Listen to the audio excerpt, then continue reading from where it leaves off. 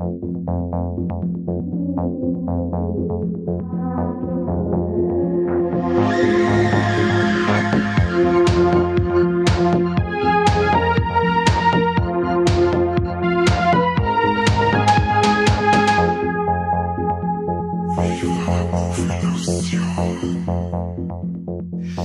Servus und Habidere zu einer neuen Folge Viva la Movilusion und zwar zu einem unserer liebsten Formate, den Warlex, und zwar den Warlex des März. Wir haben heute eine ganz besondere Folge, weil der Kani nicht dabei ist. Ja, das ist immer besonders und fröhlich zugleich. Ja, weil wir dort loszukommen, wo es mir mengen. Und noch viel erfreulicher ist, dass wir einen Flo dabei haben. Herr Florian Scheurer, Organisator und Kopf des Hardline Filmfestival. Applaus, Applaus. Muss man jetzt wirklich klatschen? Nein, komm ich bitte Applaus hier einfügen. Ja, genau. Ich schneide das alles rein. Ja, servus, schön, dass ihr wieder dabei seid. Wir waren ja schon mal miteinander hier, ne? Also von daher bin ich ein bisschen firm, glaube ich. Also ich krieg das noch hin, hier mit euch über Sachen zu sprechen. Ja, und über Filme, das haben wir direkt in unserem Element, da geht ein wegen Schmerz. Ja, Genau, und natürlich auch mit dabei der hübscheste Cutter der Welt, Podcast-Cutter der Welt, der Corby. Ja, hallo, das freut mich aber, dass ich in einem Audioformat als hübsch bezeichnet werde. Aber jeder, der Interesse hat, und du bist ja schon des Öfteren als sehr hübsch ansehnlich beschrieben worden, da haben die Leute bestimmt schon mal gegoogelt oder bei Facebook geschaut oder sonst irgendwas. Ja, die Leute reden eigentlich nur über das. Das ist eins der Dinge, die mir am meisten ausmachen. Corby, wie schaut's denn aus? Du kannst gleich mal anfangen mit deinen Warlex. Wie schaut's denn aus? Was hast du noch alles? Ich hab gehört, dass es gar nicht einmal so erfreulich ist. Ach so, ich muss gleich anfangen. Okay. Ja, freilich, fang gleich an. Also, dadurch, dass der Kani nicht dabei ist, kann ich jetzt endlich mal aber über ein paar ernstere Sachen reden. Und zwar, ich habe dem Monat mir einen Film angeguckt vom Regisseur Lee Tamahori.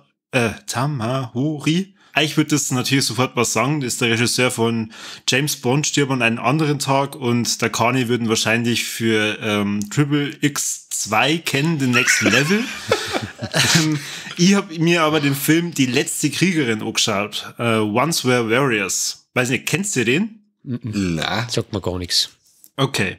Es geht um eine neuseeländische Großstadt, in dem eine Familie in einem Vorort wohnt. Die Familie hat 5 Kinder und die Mutter heißt Beth und die versorgt die Kinder und versucht dazu die Familie zusammenzuhalten.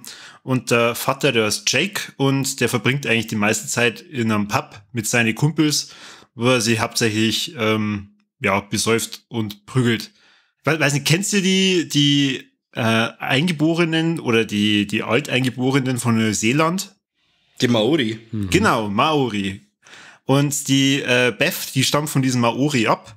Und die ist halt da nach wie vor verbunden und hat aber dem Ganzen den Rücken zugekehrt wegen dem Jake. Und dann haben sie halt eine Familie gegründet, einen Haufen Kinder gemacht und so. Aber der Jake ist leider etwas brutal unterwegs, vor allem dann, wenn er was getrunken hat. Ja, die Zeit im Pub, die reicht ja meistens nicht. Dann, wenn der Pub zumacht, dann nimmt er halt dann in der Nacht seine ganzen Kumpels mit nach Hause und feiert dann im Familienheim weiter, wo es halt dann auch häufig zu Ausschreitungen kommt. Und die Kinder, die von fast erwachsen bis zu 6 Jahren, also da ist irgendwie altersmäßig alles mit dabei, die leiden halt dann teilweise ziemlich drunter unter diesen Gewaltausbrüchen. Und ja, es ist ein Familiendrama, kann man sagen, wo es dann drum geht, und da muss ich jetzt den Satz zitieren, weil, sagen wir mal, das habe ich so häufig jetzt gelesen und ich habe nicht genau gewusst, wie ich das umschreiben soll. Als eines Tages eine folgenschwere Katastrophe geschieht, nimmt Beth die Gewalt nicht mehr lange hin und fasst endgültig einen Entschluss. Bam, bam, bam. Oh. Heißt, ja, sie möchte halt dann den Jake verlassen, und da geht's ziemlich rund in dem Film. Das Besondere daran ist, dass die Gewalt ziemlich explizit ist. Also der Jake, der schlägt da ein paar Mal der Beth so direkt ins Gesicht. Anscheinend beruht das Ganze halt dann also ein bisschen auf wahren Begebenheiten. Also die Maori oder sagen wir mal so die Neuseeländer waren zu der Zeit anscheinend etwas aggressiv unterwegs, gerade in so Vororten. Ja, mir hat der Film ziemlich schockiert, wenn ich ehrlich bin, weil halt auch gerade diese Gewaltexzesse so explizit sind und ich den also gar nicht am Schirm gehabt habe. Mir ist der Film empfohlen worden von einem Kollegen, vom Rocco, Grüße gehen raus, und der ist halt zu der Zeit, wo der im Kino gelaufen ist, in Neuseeland mit Preisen überschüttet worden, weil es praktisch so ein Kassenschlager war. Für den Kani wäre jetzt das Besondere, der Jake wird vom Schauspieler Temuera, also ich bin wieder mal hervorragend, was Namen betrifft, Morrison gespielt.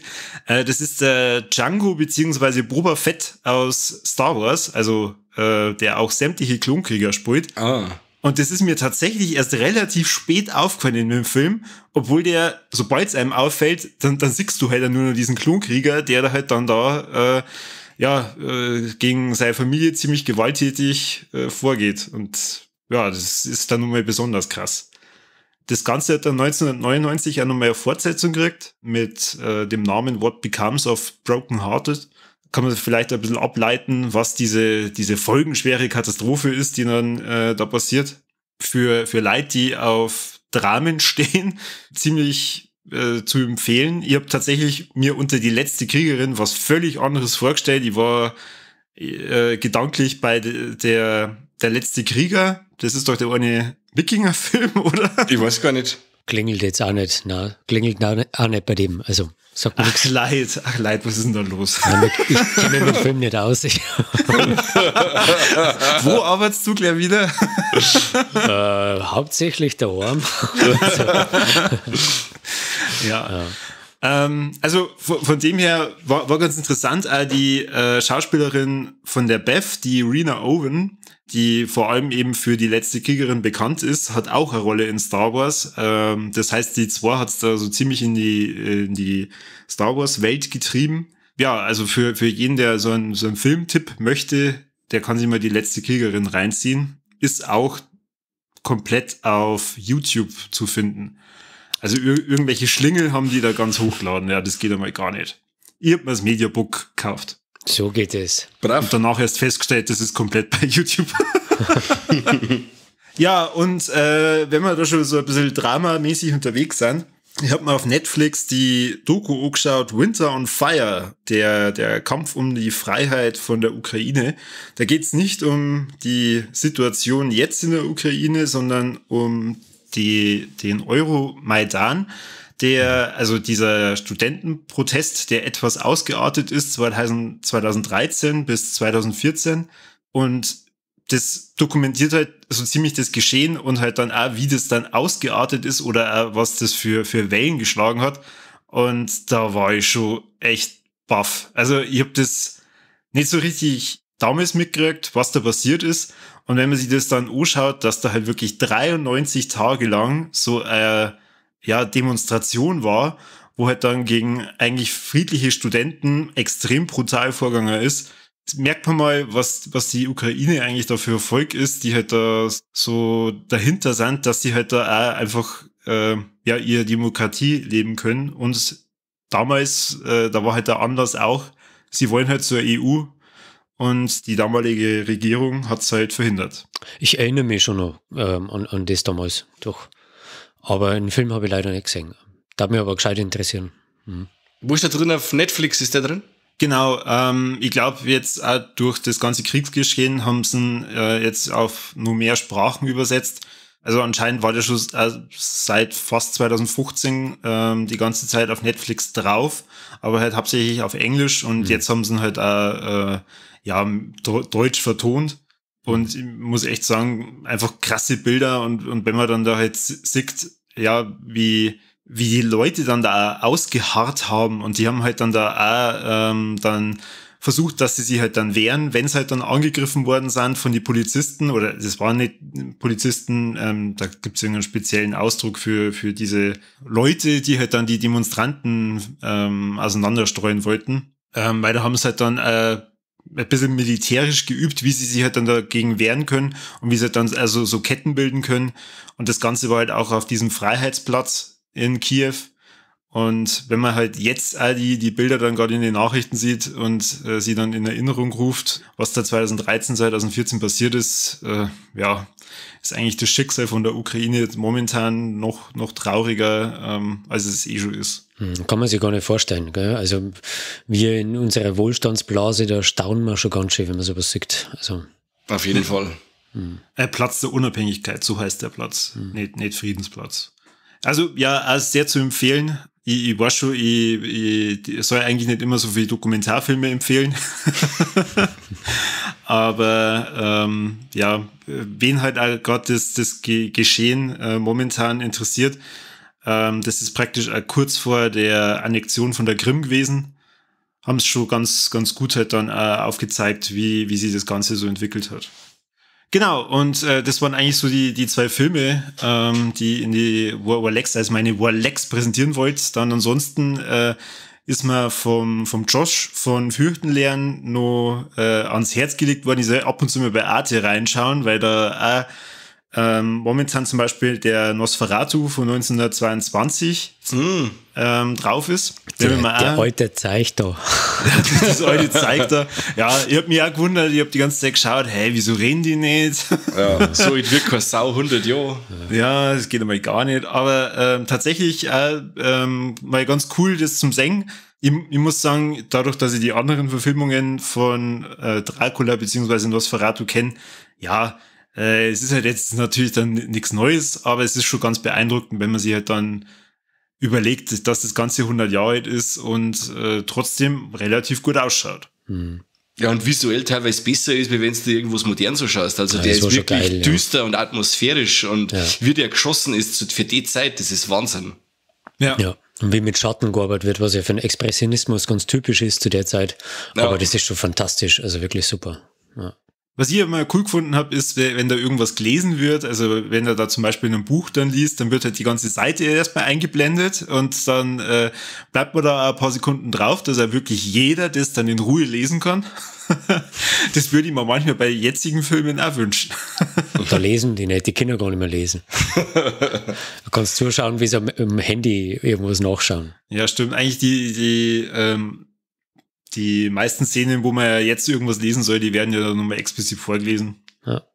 Ja, da sieht man mal, wie faul die jetzige Zuschauerschaft geworden ist. Also wir. Ja, ich schließe mich da aus. Dann, da habe ich halt nur ein bisschen geschaut, also Krabbert wäre zum Beispiel momentan drauf, oder was ich mal gestern angeschaut habe, Monty Pythons Wunderbare Welt der Schwerkraft, einer meiner Lieblingsfilme von Monty Python. Wer ganz coole Filme ab und zu mal kostenlos und nicht auf YouTube sehen will, der kann einmal bei Arte reinschauen. Kann ich eher sehr empfehlen. Und damit ich mal über was Schlechtes rede, und ich muss das jetzt einfach nur mal betonen, ich habe mal diesen Monat Resident Evil Welcome to Raccoon City anschauen müssen und der Film ist echt scheiße. Geh weiter. Ihr habt doch so gut davon geredet in eurem Podcast, zum Teil. Hörst du uns? Nein, auf keinen Fall. Ja, Kobi, war der wirklich so scheiße, oder was? Ja, wie oft soll ich es noch sagen? Der war echt scheiße. Also, wenn man es nicht mal schafft, dass man die wichtigsten Charaktere richtig in den Film einbringt, dann weiß ich es auch nicht. Dann kann man sich das Reboot einfach sparen. Jetzt bist du aber grob. Ja, ich hab mir halt auch nochmal unseren Podcast angehört, weil ich mir wirklich unsicher war nach der Aufnahme, ob ich so falsch gelegen bin. Weil ihr zwei ja die ganze Zeit gegen mich pfeffert habt, also der Mike und der Kani, nicht der Mike und der Flo. und dann habe ich mir gedacht, na, ich stehe zu der Meinung. Und deswegen, also den schlechtesten Film, den ich in diesem Monat gesehen habe, war Welcome to Raccoon City. Okay. Ja, das ist ja schön, deine Meinung, die kehrt da ja. Die nimmt da auch keiner. Ja, draus gerade wieder, weil es jetzt schön ist. Hast du sonst noch was? Nein, ich bin fix und fertig. Jetzt pass auf, dann machen wir es jetzt einmal so. Der Flo darf uns jetzt noch sagen, wo er super oder kacke fand, weil der muss dann am Schluss aus noch ganz viel übers Hardline verzeihen. Und dass er dann am Schluss nicht nur zum Herrn ist, darf er uns jetzt einmal noch verzeihen, wo er cool fand oder nicht. Ja, da erwischt mich tatsächlich am falschen Fuß am Monat vom Festival, weil ich da eigentlich zu nichts komme, außer Arbeiten. Okay. Ich habe keinen Film gesehen, seit 4 Wochen mehr. was für jemanden, der im Kino arbeitet, blöd ist. Also man muss natürlich die Filme, die man schon gesichtet hat, wenn nun mal ein neuer Schnitt kommt oder so, nur mal reinschauen. Aber nichts mehr neu anschauen. Aber ich habe Metal-Scheiben entdeckt, die eigentlich gerade so ein bisschen mein Wolleck ist. Okay. Das sind Österreicher und ich bin ja eigentlich, komme mehr so aus der Melodic Death Metal Geschichte und da fühle ich mich zu Hause und plötzlich kommt man da spült mir das in meine Spotify-Listen eine österreichische Band rein, die da heißt Venator mit dem Album Echoes from the Gutter und das ist so ganz klassischer Heavy Metal, wie man aus die 80er Jahren kennt. Die Typen schauen auch genauso scheiße aus wie damals. So mit Schnauzer und komische Brillen und Haarkacke und Jeansjacken und E-Gitarren aus die 80er und so weiter. Bloß, dass das halt die Scheiben gerade mal 2 Wochen alt ist. Also, okay. Aber so gut, das ist so eine Mischung zwischen Iron Maiden, Scorpions und Alice Cooper. Das macht so eine Laune. Ich darf mir am liebsten aufs Mofa-Schwinger in der Unterhosen durch Gegend fahren. Das so wie früher, oder? Was man halt so gemacht hat, so in Helm als Hut tragen, ne, was man halt so macht. Ja, cool. Geil. Also wirklich, macht mir richtig Laune. Und dann habe ich überlegt, was so alles schlecht war momentan. Ja, und da, ich fange jetzt nicht an. Nee, also, so, von daher bleibe ich bei diesem einen positiven Lichtblick. Okay. Ja. Dann darf mich aber schon interessieren, die ganzen Filme für das Hardline, das heißt, die hast du schon vor ewigen Zeiten dann gesehen, weil die suchst ja du dann auch mit aus. Ja, klar. Also Sichtungsphase beim Hardline ist so von September bis Dezember. Also das ist so die Hochphase. Natürlich können die Leute schon vorher einreichen. Also die ersten Einreichungen kommen so im Mai. Und dann von September bis Dezember ist dann Hochphase und im Januar werden dann Entscheidungen getroffen. Dann schaut man eigentlich bloß nur nach. Also dann gibt's halt so ein paar so Filme, auf die man wartet und ewig vertröstet worden ist und die füllen dann nur ein bisschen das Programm. Also man schaut, seit Januar schaue ich nichts mehr an, weil ich dann halt in der Aufbereitung dessen bin, was ich vorher gesichtet habe. Davor schaue ich halt in der Woche dann einfach 30 Filme. Also das ist dann Standard. Wahnsinn. Okay. Ja, aber es gibt Schlechteres, gell? Auf alle Fälle. Ja. Andere verbringen so einen Urlaub, was du Arbeit nennst. Naja. Gerade wenn man es darf und wenn man es muss, dann wieder zwei verschiedene Sachen, oder? Urlaub, du weißt das ja. Mike, wir haben da schon öfter drüber geredet. Oh yes. Also wenn es um Urlaub geht, dann also nicht, dass ich faul werde, baue ich halt nur ein Kino um oder so, gell? Genau. Und wenn mir dann einfällt, hey, ich habe dem Schreiner gesagt, muss er so stickeln und dann merke ich so, oh shit, da fällt ja nur ein halber Meter, dann schraube ich das Zeug ja selber zusammen in 2 Tagen. Also, ne? Ja, so ist halt das mit mir. So ist das. Oh mein. Jetzt pass auf, die fahren wir uns jetzt. Ja, jetzt warte nur. Ja. Das heißt jetzt fürs Bist Kino du nicht oder so. Mit mir? Nein, ich bin noch nicht fertig mit dir. Du kommst mal so nicht aus. Das heißt, fürs Kino hast du jetzt in der letzten Zeit auch nichts gesehen, was du irgendwie empfehlen kannst, wo du jetzt irgendwie die Hörer sagen kannst, hey, kommst du uns ins Kino, schaut euch den unbedingt an. Na, pass auf, da ist die Sache ja so. Wir sind ja 2 Kompagnons im Kino. Ja. Und den kreativen Part bei uns übernimmt der Josef. Ich bin quasi mit dem Festival schon genug kuratorisch tätig und ich habe nicht die Leidenschaft fürs Arthouse-Kino, wie es der Josef hat. Und wir haben halt dieses Kino in dieser Art, wie es da in Regensburg steht, übernommen von jemandem, der halt ein ganz klares Faible für Arthouse hat. Und haben da ein Stammpublikum, das es zu bedienen gilt. Also mein Faible für Genre-Kino lebe ich bei Hardline aus. Und das Programm macht der Josef bei uns. Da mische ich mir eigentlich nicht ein. Und deswegen schaue ich relativ wenig Filme bei uns tatsächlich und sichte da überhaupt nicht vor, weil das in Josef sein Hoheitsgebiet ist. So, da halte ich mich ziemlich raus. Mein Job im Kino ist, die Firma beieinander zu halten. Oder wenn es um Umbau geht, das zu konzeptionieren, mich in die Technik zu fuchsen und sowas. Das ist mein Ding da. Du willst einfach keinen Titel nennen.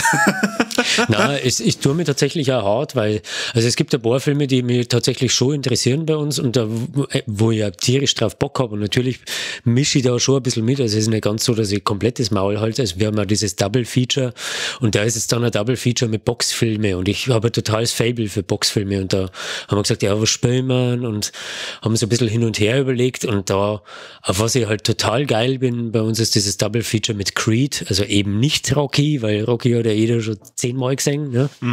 Creed und Raging Bull, also auf den bin ich ja geil. total scharf. Also den habe ich noch nie gesehen im Kino und da habe ich echt richtig Laune drauf. Ja, Cool. Weil es auch immer Gegenüberstellung von Macharten geht. Wie hat man eben damals Boxfilme inszeniert, wie macht man es heute? Und da ist halt bei diesem Double Feature, wenn du 2 Filme anschaust, kostet es ermäßigt dann 10er und nicht ermäßigt 12 Euro. Und das ist halt so mein Highlight gerade in diesem Format haben wir ja schon Ghostbusters gezeigt und Dune und so weiter. Und da habe ich dann schon mächtig Laune drauf. Aber ja, genau. Oh, okay, cool. Ich verplapper mich gerade ein bisschen, du merkst, ich haut's einfach einen Stopp rein. Nein, alles gut, red noch, für das haben wir da. So, büp, büp. Bis uns Sulz vor die Ohren rausläuft. Ja, genau. Ja, also von daher, ich darf gern mehr Filme nennen, aber ich bin zu tief in Hardline drin, als dass ich gerade wirklich wüsste, was bei uns so richtig losgeht. Der Josef übernimmt seit 1,5 Monaten so ziemliches Kino allein bei uns. Ja, okay, dann musst du halt im Sommer nochmal dann zu uns kommen in die Lex. Dann kannst du ein paar mehr Filmtitel dann sagen. Nein, der Mike verspricht mir schon seit Jahren einmal eine Grillparty bei ihm. Und die muss ja jeden Tag denken. Gerade bei mir ist da nochmal ein Nachwuchs dazwischen gekommen mit der Corona-Zwangsjahrpause und ja, wenn der Kleine ein wenig größer ist, dann ziehen wir das auf jeden Fall noch durch. Ja, unbedingt. Und Ja. dann kann man ja live Vorlex aufnehmen zum Beispiel. Oh ja. Hey, du. Wie leck hat der Mike's Fleisch verbrennt. Unfassbar. Ja. Und ihr seid ja so Vegetarier-Disser, da müssen wir dann auch nochmal reden. Ah, genau, verdammt. Ja, Ich muss ja einen Kasen auf da am Grill. Bring ich auch zusammen. ein extra Grill, gell? Natürlich. Meine Schwester ist auch Vegetarier, da tun wir auch drinnen. Ja, Das arme haut schon Sau. Jetzt pass auf, bevor wir jetzt dann ins Hardline dürfen eintauchen, schmatz jetzt noch schnell ein bisschen was und dann kommen wir zu unserem Main-Event. Ich habe jetzt irgendwas Fröhliches, Positives, Farbenfrohes, Buntes und zwar Zock und die Retter der Lüfte. Werde ich wahrscheinlich jetzt gar nichts sagen, aber das basiert auf einem Kinderbuch. Der Illustrator ist der Axel Scheffler, vielleicht hat da schon mal was gehört, und die Autorin ist die Julia Donaldson. Und da werden jetzt nach und nach von dem Autoren- und Illustrator-Team werden jetzt nach und nach die ganzen Kinderbücher als Animationsfilme umgesetzt. Die dauern jeweils so um die 30 Minuten pro Film. Und da gibt's schon eine ganz schöne Box mit, ich glaube, 6 Filme. Unter anderem auch den Gryffalo. Vielleicht kennt ihr noch jemand. Super. Und, was? Super. Gryffalo ist Weltklasse. Voll. Ja, Stacheln am Rücken, da wird's einem bang. Da muss ich jetzt mit dran denken, wenn's T-Shirt wieder juckt, Haare am Rücken, verdammt, wird's mir auch bang. Auf alle Fälle sind die Animationsfilme wunderschön gemacht und der Zock und die Retter der Lüfte ist quasi ein Sequel zu dem 2018er Animationsfilm Zock und spinnt quasi die Geschichte um den Drachen, die Prinzessin Perle und den Ritter Schlagedrein weiter, die quasi durch die Lüfte fliegen und Tiere und Menschen in Not oder in Krankheit retten und helfen. Und das Ganze ist wirklich wunderschön inszeniert, ist vom Soundtrack her, von der Musik, total märchenhaft, ganz schön von den Stimmen, auch der Sky Dumont, die markante Stimme vom Sky Dumont ist wieder mit dabei. Super. Die Cosma Schieferhagen ist dabei und der Tom Schilling, also es ist wirklich wunderschön, vor allem, also wirklich für Kinder, ich sage jetzt mal gut, ab 0 ist immer so eine Sache, weil wer setzt sein Kind mit 0 vor dem Fernseher hier, aber das ist wirklich etwas, wo man sagt, okay, mit 2 oder irgendwie so, man kann die Kinder wirklich davor hinsitzen, das Ganze ist gewaltfrei und ist wirklich so märchenhaft inszeniert und man kann ja immer noch was lernen dabei und es ist einfach schön zum Schauen. Das Ganze hat immer so Produktionen von der BBC und dem ZDF. Da haben die Deutschen auch noch die Finger ein wenig mit drin und ich kann es wirklich nur empfehlen. Das Ganze erscheint bei Leonine. Da gibt es auch die anderen Teile von der Animationsfilmreihe und mir, also die ganze Familie, haben wir Riesenfans von den Animationsfilmen und natürlich auch die Bücher dazu. Aha. Okay. Voll gut. Flo, hat's auch büchertechnisch oder die Animationsfilmtechnisch aufgestellt mit der Kleinen? Ja, eher nicht so. Also wir sind so ein bisschen, wir hören viel Hörspiel und so weiter. Also das ist so, das auf was wir so ein bisschen Wert legen, lesen viel vor. Ja. Und mit dem Schauen sind wir so am langsamen Heranführen. Da sind wir eher so bei Conny, so die Klassiker halt, die ganzen guten Sachen. Oder Patterson und Findus oder so, ja, oder? genau, sowas. So. Und dieses diese Schweinesendung, wie heißt die? Pepper Woods oder genau, so, oder? Das ist ja solche Sachen. Und Biene Meier geht jetzt ein bisschen los. Das langsam heranführen an die Medien, die sind ja so böse. Da wirst nichts gescheit. Am Ende macht man nur ein Filmfest. Ja, aber das ist wie mit dem, kein Alkohol ist auch keine Lösung, kein Fernsehen ist auch keine Lösung. Naja, das stimmt schon. Medienerziehung gehört genauso dazu und wie du sagst, nach und nach ranführen, optimal. Jetzt zu dem Zeitpunkt, wo wir gerade aufnehmen, läuft auf Pro7 Max Masters of the Universe mit dem Dolph Lundgren. Normalerweise hätte ich meinen Junior aufwecken sollen, aber ja, habe ich gesagt, nein. Von wann ist der 89 oder so? Ja, ich glaube schon. Von Canon, yes.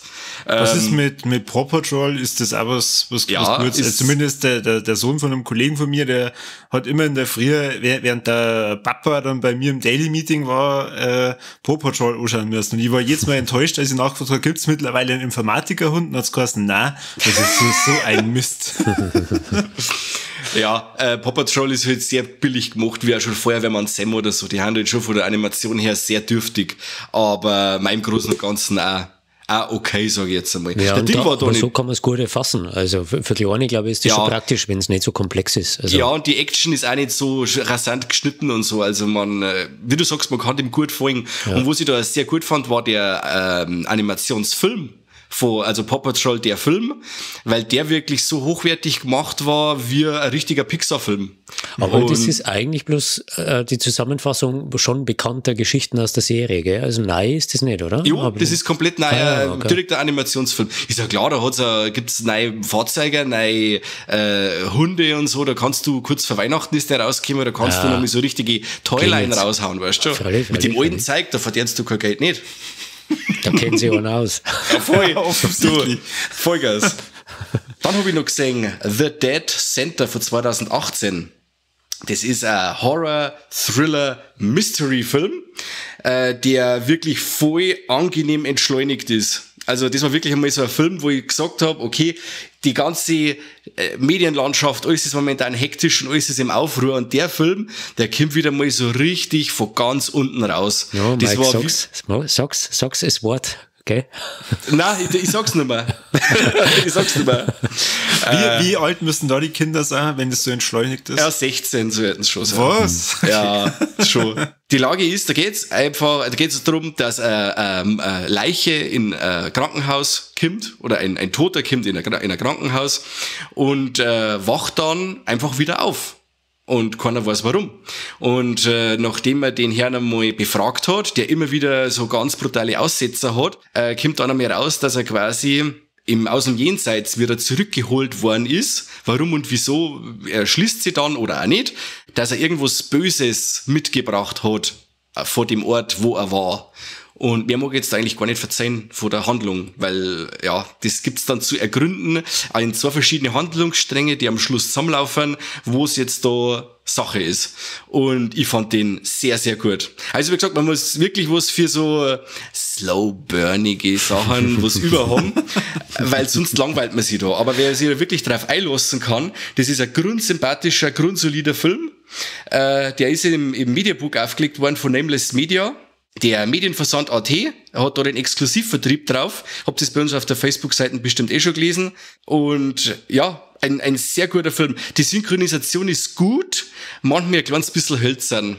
Aber ich hab dann umgeschaltet auf den Originalton. Und da ist es aber auch so, also ich glaube, dass das eher ein Stilmittel ist, weil die Leute wirklich sehr unterkühlt sind und es ist wirklich eine sehr bedrückende Stimmung, in der Film die ganze Zeit so schwelgt. Also irgendwie hat es schon wieder passt auch. Also kann ja eine Regieanweisung sein, ja, gell? Ne? Ja, so. Genau. Also kannst du dich nur an Killing of a Sacred Deer erinnern? Hast du den gesehen?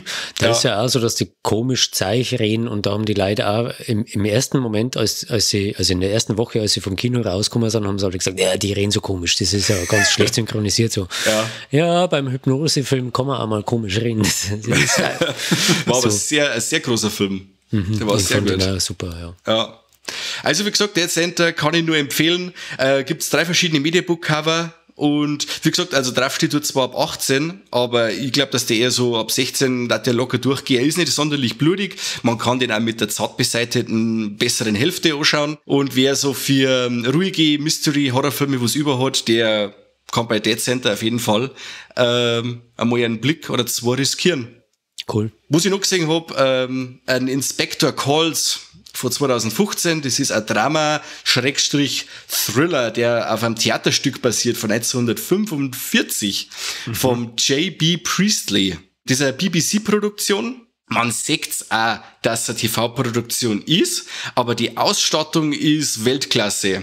Also der Film spielt hauptsächlich wirklich in einem Raum, das ist schon fast so ein Kammerspiel, und man sieht dann so in Rückblenden, wo es einer bestimmten Person passiert ist. Im Endeffekt geht's darum, dass eines Abends, während die Verlobungsfeier von einer Familie im Gange ist, einer sehr dekadenten und reichen Familie, leitet auf einmal ein seltsamer Herr, der sich als Inspektor Ghoulie ausgibt und weist die Familie darauf hin, dass eine ehemalige Mitarbeiterin ihrer Firma Selbstmord begangen hat. Und während die ganzen Gespräche stellt sich raus, dass jeder aus der Familie mit der Person irgendwas zum Tor gehabt hat. Wie und was und wer wem Unrecht da hat und hin und her entblättert sie dann in die nächsten 1,5 Stunden und ist extrem spannend, obwohl wirklich actionmäßig gar nichts passiert, überhaupt nicht, aber es ist wirklich interessant, wie sie dieses Netz aus Ungerechtigkeit und Unterdrückung und ja schon fast Misshandlung da entspinnt. Und der Film ist, obwohl er schon so alt ist oder das Thema so alt ist er näher an der momentanen Situation oder an manche Situationen, wie man es vielleicht wahrhaben möchte. Also ich war wirklich begeistert, die 1,5 Stunden vergingen wirklich wie im Flug, obwohl, wie gesagt, wirklich nicht viel passiert an Action, aber kann ich wirklich nur empfehlen. Das Ganze, der ist von Pandastorm ist der sogar rausgekommen. Von unseren Freunden, dem Paddy und dem Nils. Grüße gehen raus. Und ich kann an Inspector Calls wirklich nur empfehlen. An Inspector Calls? Ja. Na? Flo, hast du den gesehen? Na, sagt mir gar nichts. Kann ich empfehlen. War wirklich sehr gut. Und wie gesagt, obwohl das eine TV-Produktion ist die Ausstattung, er spielt ja wirklich auch 1945, ist grandios. Also wirklich ganz stark. Und atmosphäretechnisch und auch die Auflösung dann, sehr gut. Also ich kann dazu nur sagen, an Mike seine Empfehlungen kann man in den meisten Fällen eigentlich schon vertrauen. Ich habe mir jetzt den Monat auch die Trip endlich angeschaut und ich muss sagen, Mike, du hast wieder mal was sehr, sehr Gutes empfohlen. Ja, schön, freut mich. Der ist ja vom Tommy Wirkola, The Trip, gell? Ja, genau, richtig. Mit der Naomi Rapaz. Ist jetzt momentan auf Prime und meine 17-jährige Schwägerin war zu Besuch und dann saß meine Frau und die Schwägerin auf der Couch und habe gesagt, ich hau jetzt einfach mal einen Film rein, habe ich einfach den rein. Er ist zwar dann sehr schnell sehr blutig geworden, aber sie waren trotzdem bis zum Schluss dabei. Ja, ist immer wieder ein wenig aufgelockert, obwohl dann wirklich also eine Vergewaltigungsthematik dann da mit reinkommt. Der Film schafft, oder der Regisseur, wirklich Tommy Wirkola, ich lieb ihn, er hat wirklich eine tadellose Vita. Er schafft es immer wieder, das so aufzubrechen, dass du wirklich in die abstrusesten Situationen da sitzt mit den Händen über dem Kopf und sagst, wow, Wahnsinn. Also eigentlich ist es zum Warner, aber du lachst dich gerade tot. Ist immer unterhaltsam bei ihm, finde ich auch. Ja, absolut. Ja. Na, wirklich super. Also die Empfehlung kann ich nur so weitergeben. Schön. Ich habe euch vorher angelungen, ich habe doch einen Film gesehen. Und zwar haben wir natürlich auf den Hype aufgesprungen. Entschuldigung. Erwischt. Nein, ich bin auf den Hype mit aufgesprungen und habe mir Texas Chainsaw Massacre angeschaut, natürlich. Oh, und? Ja, also wenn du nichts erwartest, dann hast du da eine riesen Seite mit. Das war schon super. Oder? Ja. Also diese Busszene war schon... ne? Also ich bin heimgekommen von der Arbeit, Mitternacht, und habe gedacht so, ey, scheiße, der Tag war schon kacke, schaust jetzt den Film auch noch. Ja. Und habe mich auf die Couch gelegt und der hat nicht mehr von mir gekriegt wie ein Handy. Ich habe mir am Handy angeschaut, weil ich bloß einmal reinschauen wollte, aber wirklich so schlecht ist wie alle dann. Ja, und dann habe ich noch am Handy halt fertig geschaut, gell? Und das war super. Das ist ähnlich wie Transformers 3 im Flugzeug anschauen. Perfekt. Ja, okay. Gibt so Filme, die verdienen nicht mehr Leinwand und dafür ist er gemacht, also um den schnell zu schnupfen, und das kann er. Also der ist sehr unterhaltsam.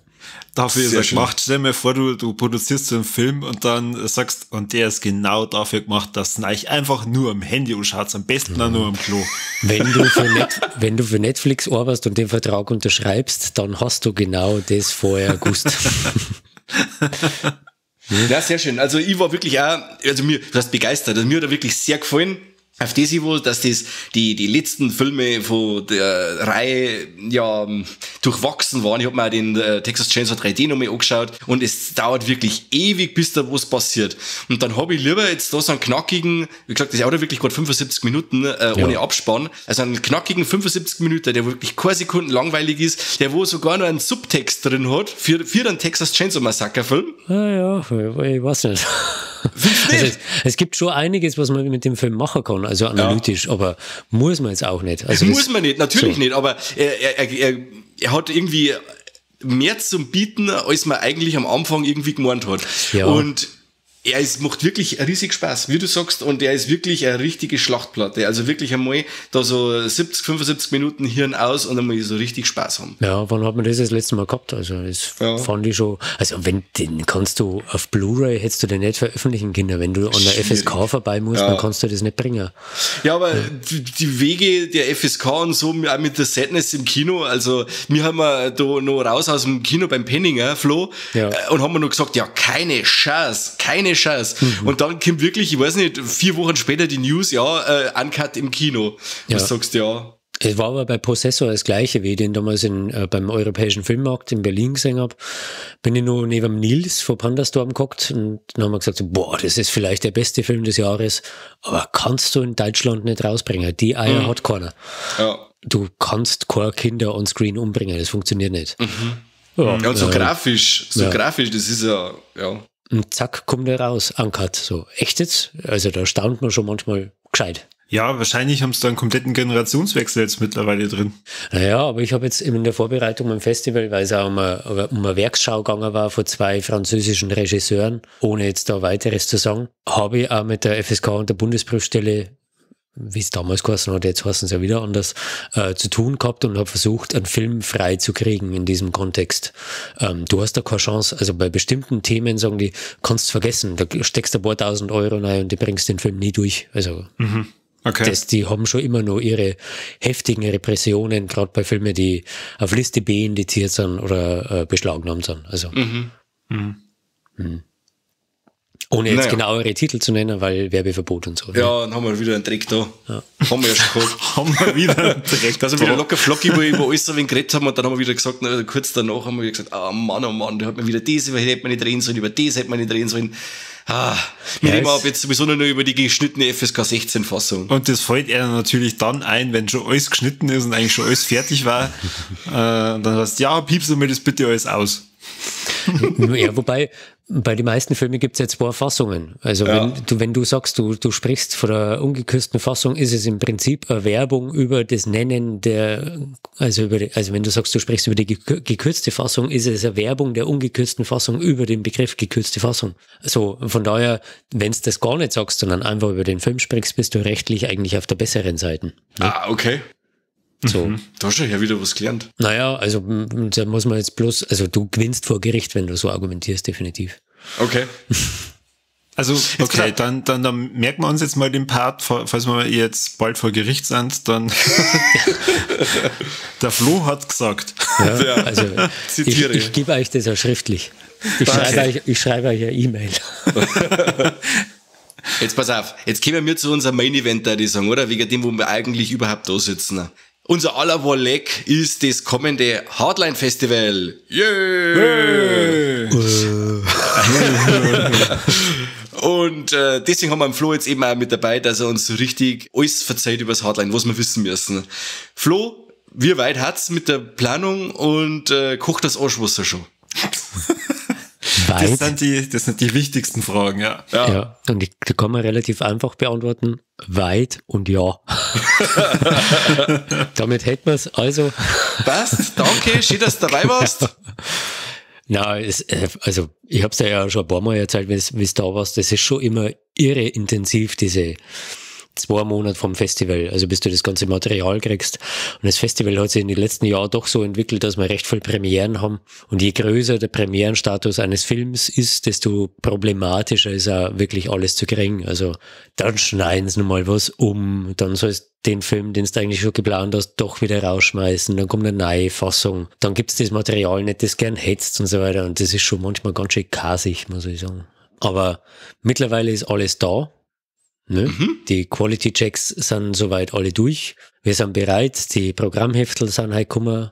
Textilien habe ich halt von der Druckerei Bescheid gekriegt, sind fertig. Gibt's Shirts? Na, das werde ich dir doch hier jetzt nicht verraten. Oh, deswegen bist du doch da.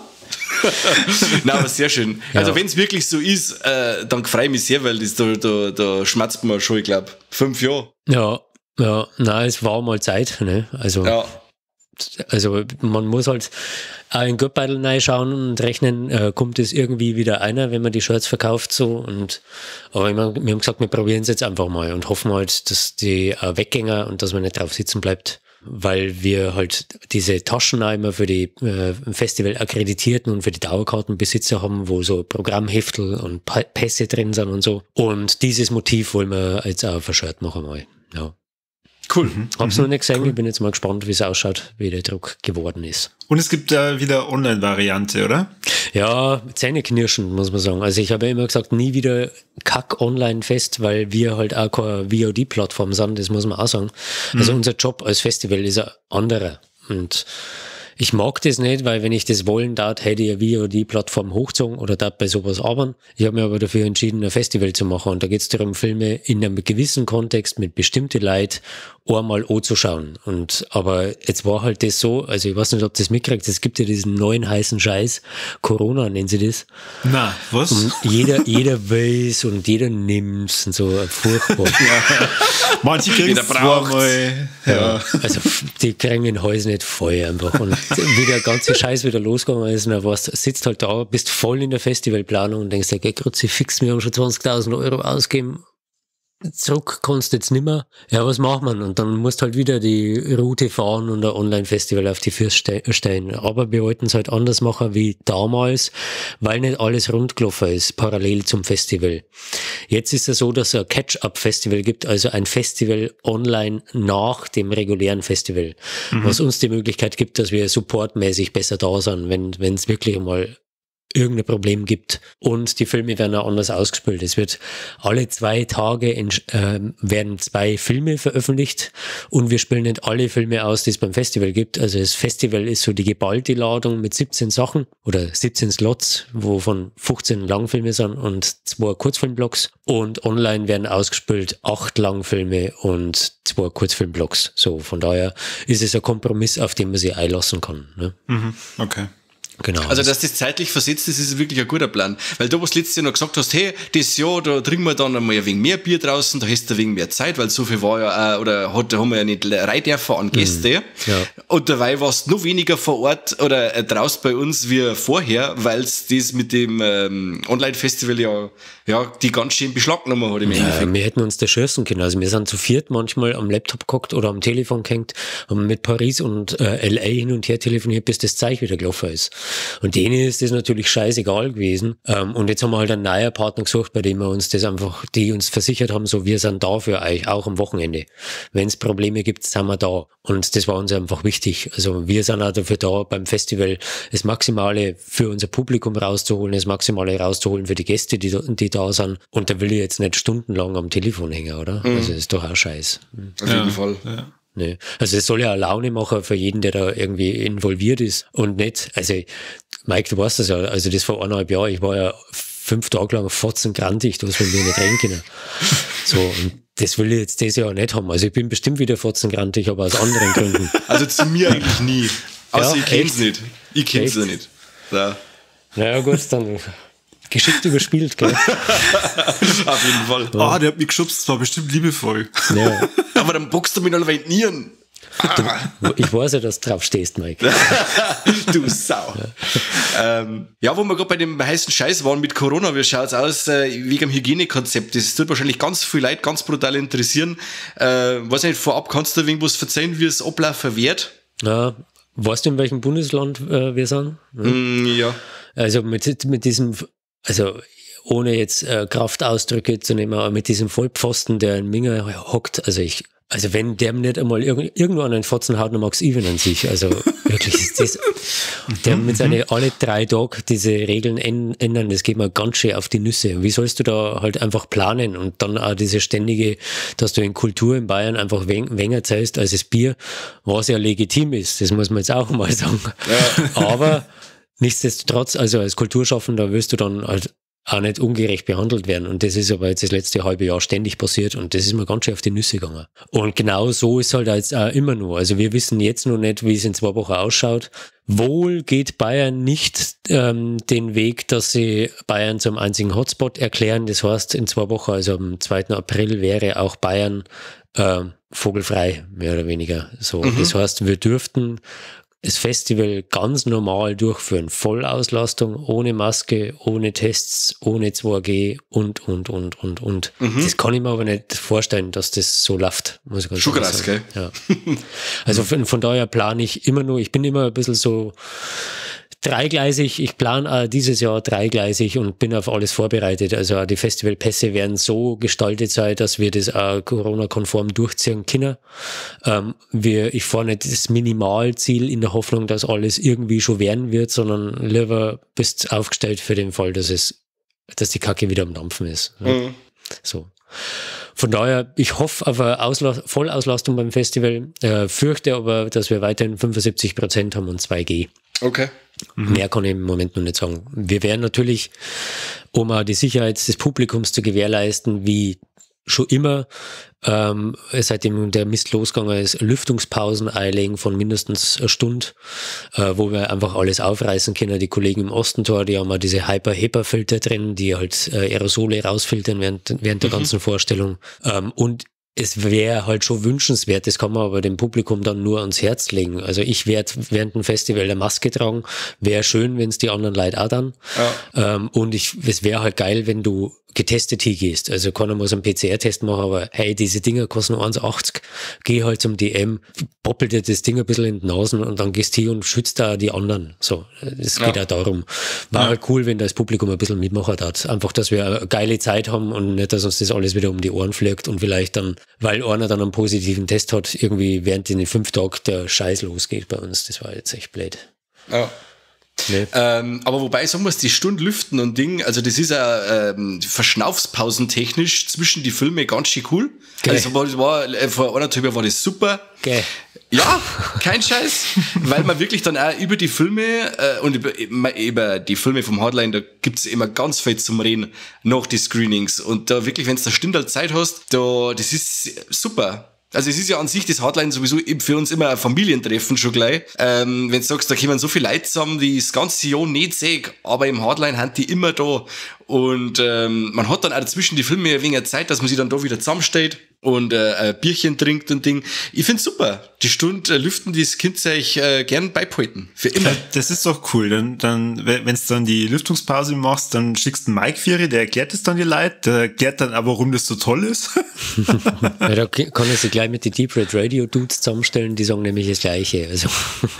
Aber die werden wir wahrscheinlich sowieso stehen. No, dann kann ich denen gleich mit verzeihen. Genau. Ja, auf die freue ich mich natürlich sehr. Also, weil wir haben ja eben auch die Leute, die man halt das ganze Jahr nicht sieht und wenn die da von oben runterkommen, das ist immer sehr lustig. Ja, ich freue mich auch, das wird super. Also überhaupt diese ganzen Nasen nach 1,5 Jahren mal wieder sehen und auch in dem Kontext, dass das Kino jetzt halt voller ist. Also ich weiß ja gar nicht, wie das gehen soll. Nach so einer langen Zeit, selbst 75% Auslastung ist ja schon krass. Also, aber geil. Finde ich super. Cool. Hast du unter den 15 Titel einen Geheimtipp, wo du sagst, das ist der Film des Hardline? Hast du da einen, wo du sagst, das ist dein Film? Nein, der kann ich nicht machen. Für mich sind alle Filme gleich. Okay. Die Frage ist, verstehe, aber es ist unfair. Von daher darf ich das umdrehen. So, hast du schon mal einen Blick ins Programm geworfen? Was interessiert dich denn da? Einiges. Ja, also der Retaliations interessiert mich sehr, der Nightcaller. Also ich muss auch dazu sagen, jetzt pass auf, wo wir gerade bei den Filmen sind, du bist der einzige, oder war das einzige Festival, dem ich das verzeih, 3 deutsche Filme zum zeigen, weil ich genau weiß, wenn es das zeigt, dann haben das Brecher. Ja. Also das ist die letzten, weil seitdem es ja den, wie heißt das, Millet Méliès, ja. Award habt. Also Méliès kann man auch sagen, aber Méliès eigentlich. Ja, jetzt professioneller auch. Ja. Seitdem müsst ihr ja einen deutschen Film auch mit dabei haben und so. Und ich war da sehr skeptisch.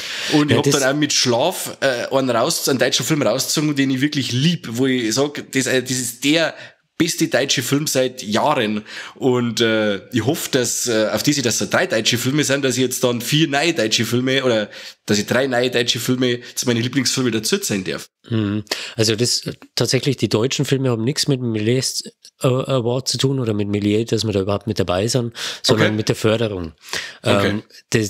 Die Auswirkung von der Mitgliedschaft bei der Föderation sind die Kurzfilmblöcke, weil wir da diesen Méliès Award überreichen, diesen Méliès d'Argent, also der silberne Méliès Award für den besten europäischen fantastischen Kurzfilm. Aber die deutschen Filme sind Auflage von der Förderung vom FFF Bayern. So, okay. So. Aber wir wollten halt auch nie einfach nur irgendeinen deutschen Film zeigen, weil man dem auch dann irgendwie, dann wird man die Leiden nicht gerecht. Und wir wissen alle, dass deutsches Genre ja ein Problem für sich ist, ne? So. Ja. Nicht viel Geld da, irgendwie alles ein bisschen zart gewesen, aber dann gibt's halt immer wieder also Lichtblicke. Ich beschreibe es gern mit Schneeflöckchen und Hagazusa, die halt schon ganz außergewöhnliche Filme waren. Ne? Und solche gibt's jedes Jahr und wir wollen jetzt einfach auch bei uns dann diesen Platz schaffen, so viele deutsche Highlights zu programmieren, wie es eben gibt. Also, und damit spreche ich aber von Highlights. Da gibt's auch Filme, die durchaus tolle Filme sind, aber bei uns halt jetzt keinen Platz gefunden haben. Und bei diesen 3 Filmen, die wir ausgewählt haben, die sind alle 3 sehr, sehr unterschiedlich und auch darum geht's ja beim Festival, sehr, sehr unterschiedliche Filme zu zeigen. Und das Ganze nur einzubetten in der Podiumsdiskussion, zu jedem Film Gäste zu holen und so weiter, das macht halt ein Festival auch aus, ne? Und gerade jetzt wo in Corona-Zeiten Reisen schwierig ist von Übersee, macht's auch Sinn, 3 Filmen einen Platz zu geben, so. Ich habe aber nicht gesagt von vornherein, das müssen 3 Filme sein, sondern ich habe gesagt, es muss ein Film sein. Und wenn halt dann nur 2 geile Filme dazukommen, ja, dann muss man denen den Platz geben. Cool. Also wirklich gute Sachen. Das wäre als deutscher Filmemacher wahrscheinlich dann auch nicht so cool, wenn man dann irgendwie erfährt, ja, okay, wir sind jetzt bei dem Festival dabei, weil ihr müsst. Ja, genau so. Ja. Also die Freiheit kann man sich als Festival ja vorbehalten. Also es gibt bei uns keinen Freundschaftsdienst, was mir manchmal ein bisschen schwerfällt, weil ich die Leute so gern mag. Also ich habe Einreichungen gehabt von Filmemachern, die schon bei uns waren, die wieder einen schönen Film vorgelegt haben, aber der im Kontext halt nicht machbar war, weil du auf eine Dynamik innerhalb des Programmes achten musst und so weiter. Wir haben viel Dauerkartenleute, die alle Filme anschauen. Und wenn die zu viele Filme haben, die zu ähnlich sind, da geht sich das nicht aus zum Beispiel. Also so Programmierung hängt von sehr viel mehr ab, wie von nur Qualitätsstandards. Das ist ein bisschen bitter manchmal, aber hat halt dann dass man halt als Festival sich die Freiheit nimmt, tatsächlich sehr picky zu sein und das zu nehmen, auf was man Bock hat. Ja. Das habe ich schon immer so gehandhabt. Und das ist ja das, was ich am Festival selber mag. Wobei ich auch sagen muss, die Filmauswahl sind nicht nur Filme, die ich selber geil finde. Ich mag auch manche der Filme gar nicht.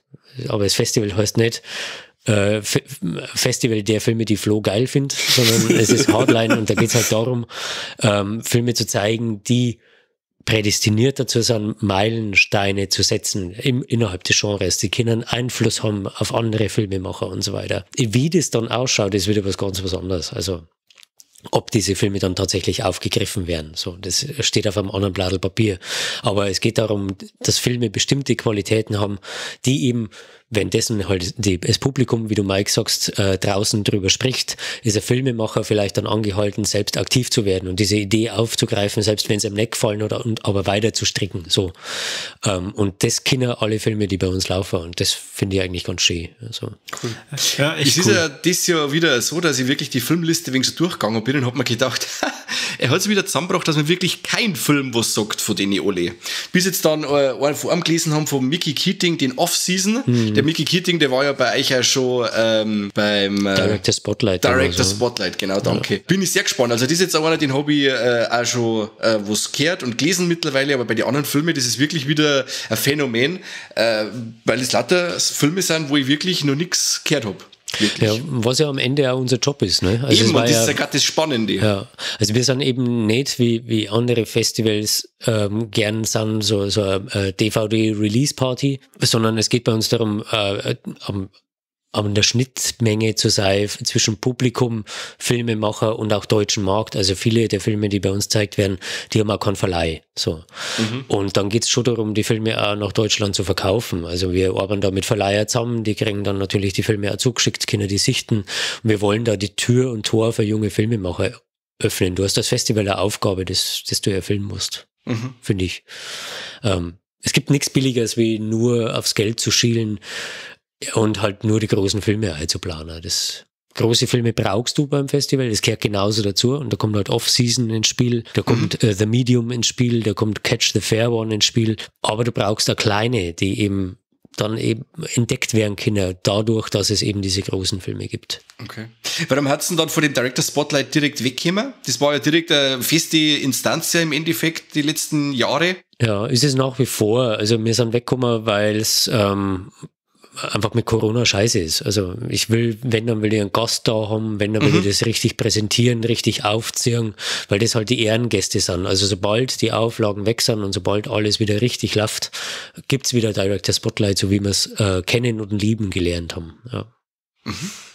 Passt. Genau, das wird sich nicht ändern. Aber bei sowas, wenn der Mickey Keating mit Off-Season halt wieder mal zeigt, dass er einen Film macht, der ein komplett anderes Subgenre bedient und trotzdem seinen eigenen Take wieder drauf hat, was nicht jedem schmeckt. Also das merkt man an die Reviews, die da reinkommen. Aber darum geht's nicht. Also der Typ war schon mal da und unser Publikum hat die Filme schon mal gesehen und entdeckt und kann das einordnen. Und dann ist es halt auch umso spannender zu sehen, wie das Publikum jetzt auf den neuen Film reagiert. Also das finde ich schon geil auch irgendwie. Auf jeden Fall. Hast du ein Highlight, das dich da triggert, was du unbedingt Bock hast? Ja, schwierig. Also bis jetzt auf alles sehe. Also ist jetzt momentan wirklich nichts dabei, wo ich jetzt sage, da werde ich dann draußen stehen bleiben oder da ist ich dann was oder sonst irgendwas. Es ist wirklich unfassbar, wie gut sei, dass sie das Programm das Jahr anhört. Das ist wirklich unfassbar. Ja. Auch der Puppenspieler, der Puppenanimationsfilm. Ja, was für ein weirder Shit. Also. Wie heißt der? Frank and Set. Ja, hast du gehört, das ist, du hast einen Fachausdruck mal erwähnt, das habe ich bei Deep Red Radio gehört. Wie heißt der? Na, also Puppetcore ist der Produzent, die Produzentenklitsche dahinter nennen sich selber Puppetcore. Ach so, okay. Die machen nur Puppet-Blätterfilme, also eigentlich so 3 Minuten mehr und das ist ja ein erster Langfilm und da haben sie halt über 6 oder 7 Jahre drauf gearbeitet und das ist halt schon geil. Also, geht es dann in Richtung Meet the Feebles dann so? Naja, ganz so derb nicht. Also Peter Jackson hat natürlich einen ganz anderen Fokus gehabt. Also der Film bedient eine ganz klassische Erzählung, die man aus dem Horrorfilm kennt. Also ist erzählerisch nichts Neues. Die Geschichte kennt sie alle und wisst sie alle. Das will er aber auch gar nicht, dass er da das Rad neu erfindet. Der ist einfach ästhetisch sehr, sehr reizvoll, weil er halt mit Puppen daherkommt. Und diese Gore-Action in der letzten halben Stunde mit Puppen, Alter, da staunt man schon nicht schlecht. Sehr schön. Ich frage mich immer, warum Leute so teine und schöne Puppen bauen, um die dann so zu zerlegen. Wirklich gigantisch. Also cool. Den hat die Magda bei uns entdeckt. Und die ist dem ein bisschen hinterhergelaufen und so. Aha. Und hat den da rausgefischt und hat sich komplett um den Film gekümmert. Und das ist schon, also der füllt den Slot, den Dave Made a Maze die letzten Jahre gefüllt hat. Oder aber auch Saving Sally. Also das ist so der charmante Film. Im Festival. Oder Dinner in America, oder? Genau so. Cool. In diese Kerbe schlägt er, ja. Sehr schön. Ja, und natürlich auch der deutsche Giallo. Da habe ich jetzt aber den Namen nicht parat. Irgendwas mit Eyes. Dawn Breaks Behind the Eyes. Ja. Das ist auch so ein Fall, weil ich mag Gialli eigentlich sehr gern. Und dann ist ein Beitrag aus Deutschland. Bin ich gespannt. Ja, geil. Also auch vollkommen überraschend gewesen und bei anderen Festivals super angekommen und ich bin so ein bisschen da geguckt und habe mir gedacht so, ich bin eigentlich kein so Giallo-Fan. Ne? Okay. So, bin ein bisschen skeptisch, was deutsche Filme angeht und habe echt ein bisschen Schwierigkeiten gehabt damit. Was er aber vollkommen absichtlich macht. Also wie der dann, wenn er sich dann draht, der Film, dann ist das ein Feuerwerk. Wirklich. Also da hat er mich sowas verkauft und ich habe das sowas verkauft. Ja, wirklich sehr geil. Schön. Corby, wie ist bei dir? Hast du schon irgendwo reinschauen können oder irgendwas hast du schon Irgendetwas, auf das ganz heiß bist? Na, tatsächlich habe ich das Programm noch nicht so direkt verfolgt. Ich habe mir den Trailer von euch angeschaut, der vor 2 Wochen oder vor einer Woche rausgekommen ist. Der Festival-Trailer, ja. Genau, zum Festival-Trailer. Und ich habe mir den angeschaut und meine Frau saß daneben und die ist die ganze Zeit davon ausgegangen, dass das Hardline-Festival halt einfach irgendein 0815 Filmfestival ist und hat das nicht so richtig hinterfragt, warum das Hardline heißt. Und dann hat's gesagt, kennt man da nur solche Filme? Ich gesagt, ja. Okay, das war nix für sie, hat's dann gemeint.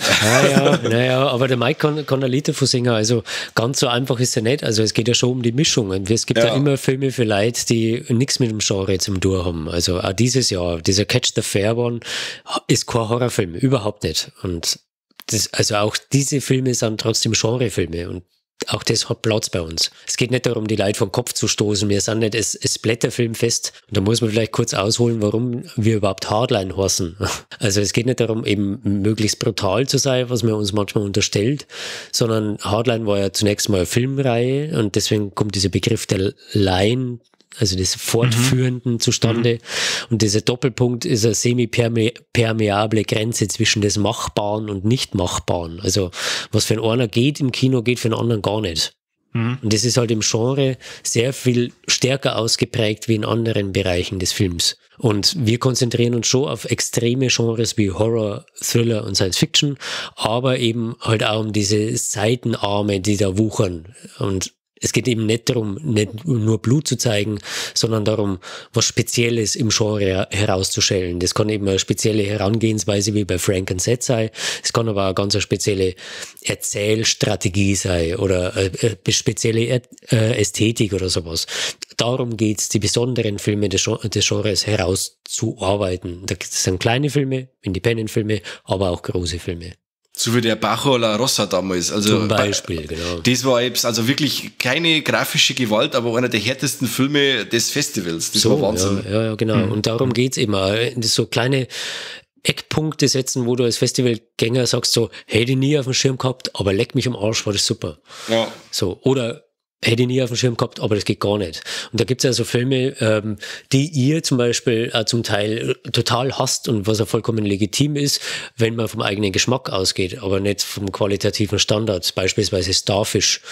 Der hat ja mit Genre astrein nichts zum tun. Ja. Aber der ist so fantastisch in seine Grundelemente, dass er beim Festival gar nicht anders konnte, wie zu laufen. Also solche Filme verdienen ihren Platz bei uns.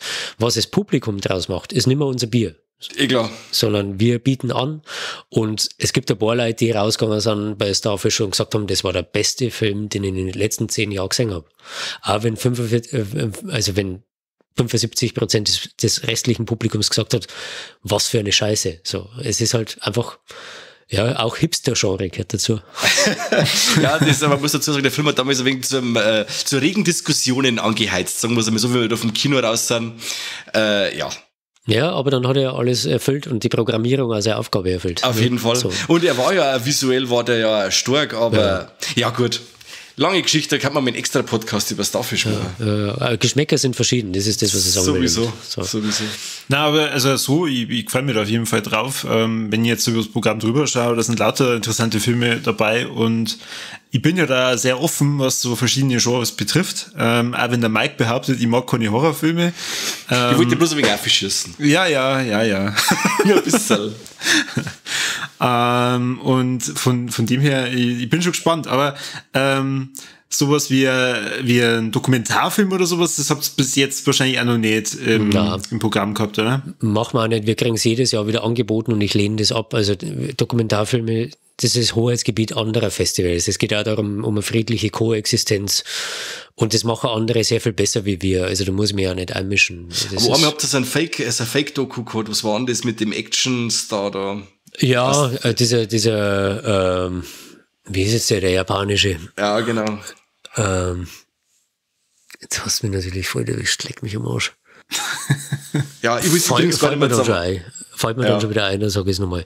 Ja. Top Knot Detective oder was. Genau. Ja, also sowas findet schon seine Rolle, wenn es eben keine echte Doku ist. Ja. Also auch dieses Jahr mit The Medium haben wir auch einen Film, der so eher in die Mockumentary-Kerbe schlägt, irgendwo zwischen Found Footage und Mockumentary arbeitet. Wir haben ja das letzte Mal, wo du bei uns im Podcast warst, ja über Shivers geht.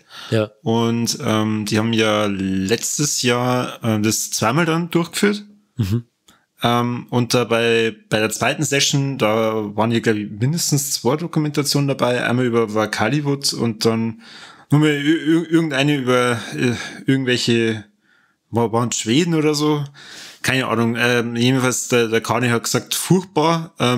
Ich finde halt die Mischung immer ganz interessant. Und da bin jetzt gerade dann schon getriggert, wenn du sagst, ihr gebt sich halt da Mühe, um jetzt da nicht nur einfach irgendwelche Splatter durchzuballern, sondern halt dann da auch mehr Filme, die halt dann das Publikum spalten. Und da freue ich mich schon drauf. Ja, aber ich kann auch einen Film zum Beispiel herausgreifen, an dem man das schön durchdeklinieren kann. Also Hall beispielsweise, der sich erst einmal liest, also mit dieser Virusinfektion wie ein Zombiefilm. Aber wenn du da reingehst und einen Zombiefilm erwartest, hast du dann nachher eine IMDb-Bewertung von 3 oder von 2,5. So. Aber genau darum geht's. Eigentlich steht sogar im Titel, dass es um was anderes geht wie um Zombies. Aber das überreißen viele der Zuschauer nicht. Und damit zu spielen, das macht schon Spaß auch. Also die Leute so ein bisschen auch in Genre-Fan ein wenig zu ärgern, das gehört schon aber auch mit dazu. Also wenn du da jemand bist, der eher aus der anderen Richtung kommt, du kannst da voll was entdecken. So. Und dann kannst du sagen, so, geil, und findest vielleicht einen Subtext, den der verbohrte Genregänger oder Seher jetzt gar nicht findet, weil er sich viel zu sehr versteift hat auf was er gesucht hat und was gar nicht da ist. Sowas macht also halt du redest gerade über den Kani, ja. der Kani, der ist ja eh nie da, weil der bricht sich alle Taxen, also von daher. Unfassbar. Schauen wir mal, ob er dieses Jahr kommt. Schauen wir mal. Aber hey Mike, wenn wir schon beieinander sind, ich hau jetzt einen raus, den ich noch nicht angekündigt habe. Bisher. Okay, ja, bitte. Ich verfolge das seit Wochen und denke mir die ganze Zeit, ja, wann kommt er denn? Ja, wann kommt er denn? Und du bist noch nicht drauf angesprungen und hast ihn aber schon mal erwähnt im Kommentar oder so. Und zwar werden wir als Abschlussfilm dieses Jahr Slumber Party Massacre zeigen. Du spinnst. Na nicht das Original sondern von 2021. Wow. Ja. Das ist natürlich schon geil. Ja, also was für eine Partygranate. Der macht so eine Laune, der Film. Ja, geil. Ja. Ja, da bin ich gespannt. Das weiß jetzt quasi nur keiner und wir haben exklusiv, oder was? Freilich. Wow. Sehr geil. Ja, da bin ich gespannt. Kommt halt drauf an, wie schnell dass ihr mit dem Schneiden seid. Quasi, halt noch. Ja, sehr geil. Ja, da bin ich gespannt. Natürlich als Abschlussfilm kann ich mir das natürlich vorstellen. Ja, Bombe. Also wenn du... Der weiß ganz genau, wo er herkommt, der kennt die Originale, spielt damit und macht trotzdem was Eigenes. Also es ist eigentlich kein Reboot und auch kein Remake, sondern irgendwas dazwischen. Und wenn du die beiden Originale oder den ersten und den zweiten Teil aus heutiger Sicht sichtest, dann hat er das an Feminismus alles verloren, was es verlieren kann, weil der Feminismus sehr viel weiter ist mittlerweile. Ja. Und der Film ist halt von einer Frau gemacht auch wieder. Ah, okay. Der erste Teil auch schon, gell? Genau so. Und die halt da einfach sich beölt Männer in einem anderen Licht da stehen zu lassen. Das ist einfach super. Die hat so einen Spaß gehabt beim Inszenieren und das merkt man zu jeder Sekunde. Hat wirklich ganz viel Spaß gemacht. Cool. Ja. Also mit dem habe ich jetzt nicht gerechnet. Also das ist stark. Ich habe jetzt eher nur gerechnet mit vielleicht den neuen Argento oder so. Aber da habe ich mir gedacht, der Flo, der Morgan Argento ist ja nicht so der Ding. Also das kann ich mir jetzt eigentlich auch nicht vorstellen. Und ich glaube, dass die Qualität nicht ganz so Ding sei wert, wie die letzten Filme eben auch nicht so prickelnd waren. Aber Slumber Party Massacre, cool. Ja, das ist ein perfekter Rausschmeißer. So, genau darum geht's. Also beim Abschlussabend mit Konzert und einem Film, der keinem weh tut, sondern alle Spaß macht, das war schon immer das Programm. Und ich kann versprechen, nach der Parker-Sessions hast du gute Laune nötig. Sehr schön. Sehr schön. Das ist am Sonntag dann ein schönes Sandwich. Frank and Set, Parker-Sessions und dann der Rausschmeißer. Sehr schön, sehr schön. Ja, ich bin heiß. Jetzt weiß ich nicht, waren es nur 3 Wochen, oder? Ja, nicht einmal mehr. Was haben wir heute? Dienstag haben wir heute. Am Donnerstag sind es noch 2, ja. Ja, du, Wahnsinn. Morgen sind es bloß. Wir fangen am Mittwoch schon. Dann reden wir schon. persönlich miteinander. Ja. Ich freue mich sehr. Ja, ich bin gerade am Pässe-Macher, also die werden auch die Woche noch fertig. Ah, cool. Wird gut. Sehr schön. Ich darf an der Stelle auch noch ganz gern der Karin danken, der Prechtner Karin, weil die nimmt sie uns immer ganz gut an und tut uns immer zu Rat und Tat zur Seite stehen und schaut immer, dass es uns gut geht, ist eigentlich immer für alles offen und ja, ohne die war es ganz schön aufgeschmissen, das sage ich euch. Jetzt spreng ich da ein. Ja, der Karin muss man danken. Man muss der Magda danken, man muss der Heike danken, man muss der Kerstin danken, man muss den Robert danken. Also ohne alle, was ich damit sagen will, war man ganz schön aufgeschmissen. Also das ist schon eine Teamleistung. Also das ist kann keiner allein stemmen, wie dieses Festival jetzt gewachsen ist. Also es ist schon, und da leistet jeder schon echt tolle Arbeit, muss man schon sagen. Sehr schön. Ja, auch wieder die Heike, die wieder den Festival-Trailer gemacht hat und das Artwork und so. Nein. Die Heike hat den Trailer nicht gemacht. Die Heike hat das Artwork gemacht. Ja. Und hat mich immer geschimpft, dass sie früher die Trailer immer machen haben müssen. Ach, die macht's jetzt nicht mehr, oder was? Ja, also die hat die Animationstrailer bis zum 4. Jahr oder 5. Jahr gemacht. Okay. Und dann hat's mich gebeten, dass ich ihr da mehr Freiraum schaffe. Okay. So, und einmal hat ja der Chad Archibald den Trailer gemacht. Aha, genau.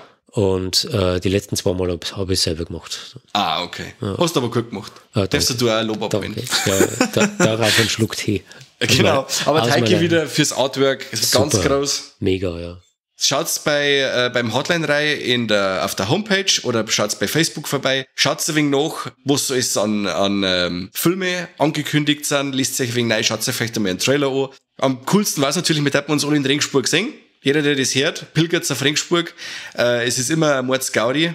Da hat mich gefallen, schmerzt und so. Dann schmerzt man Runden oder trinken wir einen oder 2. Und ansonsten, Flo, gibt's denn irgendwas zum Sagen? Weltfrieden. Ja, na, alles gut.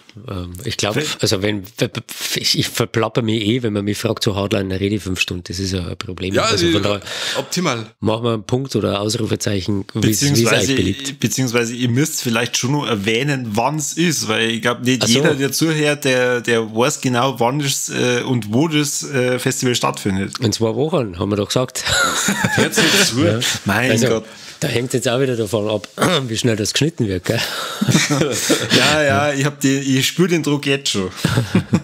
Ja, also von 6. bis 10. April findet es in Regensburg statt, im Ostentor-Kino. Täglich von 13 Uhr ab eigentlich bis Mitternacht und am Wochenende gibt's dann nur ordentlich Party, da geht's dann bis um 4 Uhr. Das Online-Fest findet dann als Catch-up-Fest über unsere Webseite statt zwischen 14. und 24. April. Zufrieden, Corby? Jetzt bin ich zufrieden. Hast wieder, was du wolltest. Ja, schon. Die ganze Information, die unsere lieben Hörer brauchen, damit die dann natürlich auch zum Hardline kommen. Ja, du hast recht. Danke, Corby. Ja, richtig. Sehr gut. Genau. Da reden die anderen 2 eine halbe Stunde lang über das Festival, dann vergessen es zu erwähnen, wann es ist. Ja. Das Festival war schon super, aber keiner weiß, wann es ist. Ja. Christa, meine Freundin, ist ja eine Grundschullehrerin und die hat heute erst Aufsätze von Zweitklässler korrigiert und um was immer geht es, was, wann, wo. Ich bin schlechter wie ein Zweitklässler. Nee, aber danke, Corby, für die Grundschullehreraufgabe. Bitte. Dafür bin ich da. Ja, hey, vielen Dank fürs offene Ohr und dass ich auch wieder dabei sein durfte. Es ist mir immer ein Fest, auch mit euch zu sprechen. Ich komme gern wieder, wenn ich darf, auch zum Grillen. Ich glaube mir einfach selber, Mike. Du, auf jeden Fall. Also, wie gesagt, wir sehen uns in 14 Tagen, dann cuttelt man das aus. Ja, so machen wir's. Alles klar. Cool. Dann sage ich schön, dass du dabei warst. Auch die, Corby. Ja, danke schön. Schön, dass du da warst. Jetzt sagst unsere Zuhörer noch schnell, was sie unbedingt machen müssen. Erst tust du mich verabschieden und dann muss ich noch was tun. Super. Ja, das musst du da. Ja, also ihr dürft natürlich wie immer die Folgen liken, teilen, kommentieren, das irgendwelche Glocken drücken, die es findet, also bei YouTube gerade. Ansonsten auch nicht nur im Podcast treu bleiben, sondern auch natürlich im Hardline. Schaut's da bei dem Festival vorbei, vielleicht sieht man sie ja dann auch. Und genau, hört aber beim nächsten Mal wieder rein, wenn es heißt, beim besten Podcast der Welt. Servus. Ciao.